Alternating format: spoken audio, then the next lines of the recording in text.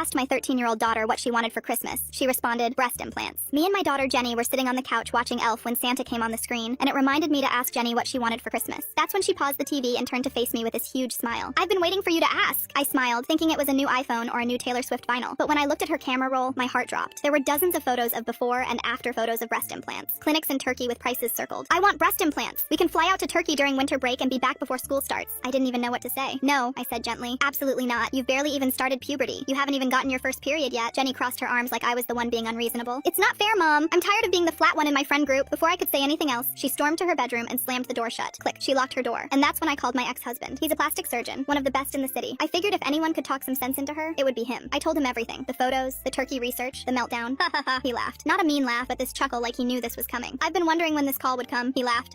What do you mean? Just don't take her to Turkey, he interrupted. Bring her to my clinic. I knew getting chest implants under 18 was illegal in the US, so I knew he wasn't planning on actually giving her the procedure she wanted. Why? I asked, sort of amused. I could practically hear him smile through the phone. Just trust me. And that's how, 2 days later, I told my daughter we were going to see her dad at the plastic surgery clinic. Her whole face lit up. Thank you, thank you, thank you, she practically shouted at the top of her lungs. She thought I'd changed my mind. She spent the entire car ride replaying the song, My Milkshake Brings All the Boys to the Yard, and staring at herself in the mirror. As soon as we got to the clinic, my ex-husband greeted us in his white coat. If I didn't know any better, I would have thought he was actually ready to give her surgery. When we sat down, he asked, what do you want done? She launched into her whole pitch about wanting to go from an A cup to a C cup, and I watched my ex-husband listen without interrupting. His face gave nothing away. When she finished, she lay down on the surgery bed like she was ready for him to start operating right then and there. But he just leaned back in his chair and said, I want to show you something, but it might be hard to look at. Jenny nodded eagerly, probably expecting more before and after photos of what she'd look like when the procedure was finished. Instead, he showed her a folder, labeled Complications Under 18. The first photo was a girl, maybe 16, with severe scar tissue around the entire front side of her body. Her implants had hardened into these painful-looking lumps that distorted her entire chest. The second was an infection so bad the implants had to be completely removed, leaving behind scarring that looked permanent. My daughter's smile was gone. She'd gone completely pale with shock, but he wasn't done. He pulled up another file. He said, here's what I don't show most people. He pulled up photos of himself from 10 years ago. This was me at a conference in Turkey. I was one of the doctors performing these procedures on teenagers. I was making incredible money. Then he showed us another photo, a teenage girl with a bright smile. This was my niece. She was 14 when she begged me for breast implants. And because I was doing it for everyone else's kids, I said yes. The next photo showed the same girl, but her chest was uneven and lumpy. Jenny gasped. She developed hard lumps of scar tissue. We tried everything. Steroids, dissolvents, surgical removal. Nothing worked. She's 23 now and still has them. She never wears t-shirts anymore. My daughter burst into tears. Not the angry tears from 2 nights ago. These were different. She was actually processing what she'd just seen. She couldn't stop staring at that last photo. The drive home was silent for the first 10 minutes. When she finally broke it, she said, I think I just want an iPhone 17 for Christmas. I laughed. I'll get you the Pro.